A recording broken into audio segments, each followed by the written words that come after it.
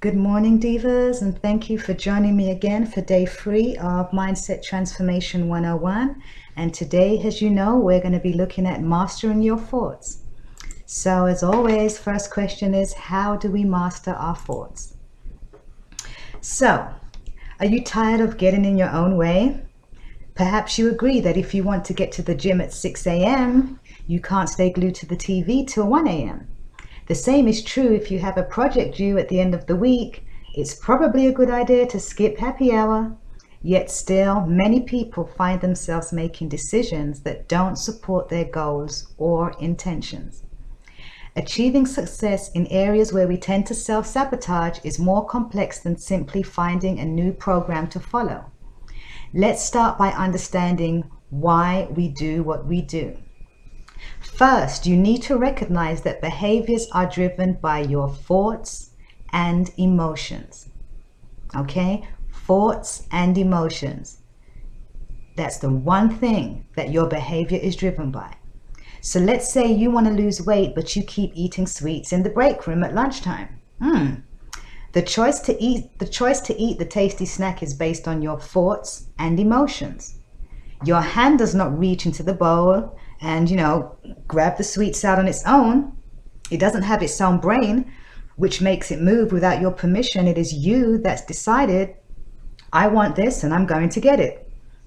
So let's say you have a goal to improve your career, yet plagued by learning challenges and difficulties, you decide, okay, I'm not smart enough to accomplish what I want. You see, these beliefs subconsciously override any desires to go for what you want. You may find you are good at the start, but because those seeds of doubt kick in and you decide this is just too hard and not worth the effort, subconsciously, guess what happens? You'll fail because subconsciously you'll just choose not to follow through. And this happens to all of us. So what I want to know is, did you recognize any similarities in you? Look at this diagram. Now, most of us, I know we think on a daily basis, but one thing I know we all think is that we have one brain. Really, we have two. We have the conscious mind and the subconscious mind, okay? And the fact is, 90% of the time we're using our subconscious mind, okay? That's the part of our mind that acts automatically, okay? So if you think about it, the majority of your day is spent on automatic pilot.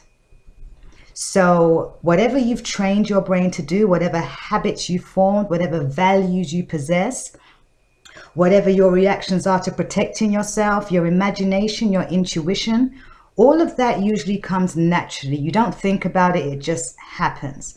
And that's your subconscious mind. But what you have to remember is your subconscious mind is based on a lot of habits, emotions, values, beliefs, and all of that stuff, which if you do not evaluate stuff properly, you don't have everything lined up properly mentally, it can be self-destructive in your life. Your conscious mind only does 10% of the thinking. That's where your willpower, your long-term memory, your logical thinking and critical thinking come from. But really, the core of changing your habits, of changing how you think, of changing the things you do comes from your subconscious mind. Because those are the things that you do automatically. And those are the things that are causing the most self-sabotage in your life. Okay? There are two key things that you need to realize that the brain relies on when making a decision. The first one is rewards, gratification. You see, whenever you think of doing something, you do it because in your mind and your belief, I'm going to feel happy about doing that. I'm going to get a reward for doing that. I'm going to feel some kind of gratification for doing that. We all don't want to do stuff we don't want to do. The reason why we enjoy doing stuff we want to do is because we're getting gratification from it. So for instance, take this, you've got a little image here of somebody shopping. How many times, ladies, have, I'm sure I've been guilty too. We've been in a situation where, you shouldn't really be spending that money on that pair of shoes or that skirt or that shirt. But what happens? Your gratification of rewarding yourself with that item, of obtaining that item, takes over, and you do that instead of actually taking care of what you should do. Okay, so that's where that gratification and that rewarding behavior comes from, and the brain primarily works on that. Then you have the subconscious mind, and the subconscious mind will do anything it can to protect you, and it only deals with what it's comfortable with the habits and the ideas that have been formed since you were young. So anything outside of that, it feels threatened, and it feels that it needs to protect you, just like how a worried mother protects their child.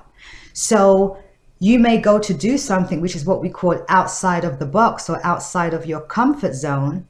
And what happens is, if you're not used to doing that, your subconscious mind doesn't know how to react. So it goes into protective mode, and it then starts shutting you down. It makes you anxious. It makes you worried. It makes you scared. It makes you start, committing self-sabotage. These are the things that happen based on what our behaviors are. You see, they have a big control over everything we do. So what I'm trying to do is just quickly give you today, in addition to what I gave you yesterday in the self-sabotage class, is 8 steps to change your subconscious beliefs. And I'm just going to run through this very quickly, so bear with me, ladies. But it's stuff that you really need to learn and understand in order to gain some control. Okay, it's all about gaining control of your thoughts and your life. So number 1, identify your core subconscious beliefs by taking an honest look at your patterns. For instance, you might have a pattern of overeating, avoiding the gym, attracting the same types of relationships. Anytime a pattern of self-sabotage is present, the subconscious is involved. Okay, your subconscious is acting out. It's trying to protect you or give you some kind of reward or gratification. By identifying these patterns, you will bring these subconscious pathways to the surface so they can be consciously observed and changed. So you have to start to recognize them. Okay, and once you've recognized them, ask yourself, what do you believe to be true about yourself or your life in order for this pattern to exist or keep repeating itself? Okay, there's a fundamental issue going on. There's something beyond the surface going on why you keep repeating this pattern of self-destruction or not doing what you should do. For instance, if you have a pattern of overeating, you might believe that you deserve to eat what you want, when you want, how you want, or that food is your only consistent form of pleasure, or that you haven't eaten enough until you feel a certain full feeling, or that food is a well-deserved reward or comforting stress reliever. You see, everything we do is based, like I said, on thoughts and emotions. Okay? Number 2, identify the perceived purpose or intention behind the belief. What purpose did it serve? What did you experience from doing that? Was it comfort, control, pleasure, stress relief, companionship? You need to feel and release any emotion that you become aware of related to these beliefs, because these are the emotions that are holding you tied to committing those acts of self-sabotage. Okay? Given that emotions are the primary language of your subconscious mind, as you bring your patterns into conscious awareness, you have an opportunity to express the energy of emotion stored there. So, emotions are the glue holding you to your past experiences and patterns. Once you take away those emotions, you then begin to, kind of realize that, wait a minute, you find other options. So 3, identify alternate ways to meet this positive intention, because your brain, if you do not show it a new way, is going to go right back to what it knows. Your subconscious mind wants to go to what it knows. So you need to have something that's going to satisfy that same desire. Okay, so learn to meditate, spend more time with friends, get some counseling, identify other sources of pleasure and reward, anything but the self-sabotaging behavior that you've been showing previously. Okay, identify healthier beliefs regarding this area of your life and practice them. For example, I've been speaking about the overeating because it's quite a good one to kind of form a basis around. If you had a tendency to overeat, you can say, I eat the perfect amount of food for my body. There you go. So that will tell your mind, no, it's good. I can stop. I don't need to eat anymore. Or you could say, I choose organic whole foods that nourish my mind, body, and spirit. So once again, you're looking at food in a different way, in a healthier way, in a better way, and you're training your mind to believe that you have a healthy relationship with food. So therefore, it won't be seen as a reward. It won't be seen as something that gives you emotional gratification. It will be seen as something positive that's making you better and helping you for the better. So number 5 is break the habit. When you recognize a pattern, stop it immediately. I can't stress that enough. As soon as you see it, stop it immediately and think about why you did it in the first place. Are you afraid of rejection, failure? Is your work unfulfilling or unsatisfying? Whatever the reason, you must find a motivator to push you forward and allow you to succeed. You need to find something else to give you that push. Think about the consequences of your self-sabotage too. Will you feel angry or mad when you've used up all your precious time? Will your income suffer? And will it be another year of just scraping by and hoping and wishing and praying? All of these come as part of the self-sabotage package, okay? Number 6, you've got to make a change. You are the gatekeeper of your mind, your environment, and the information you expose yourself to will determine the outcome of your life, okay? When I was in my late teens and early 20s, I was teased a lot for listening to personal development tapes. But when my attitude began to improve and I started to personally develop, I was once again teased.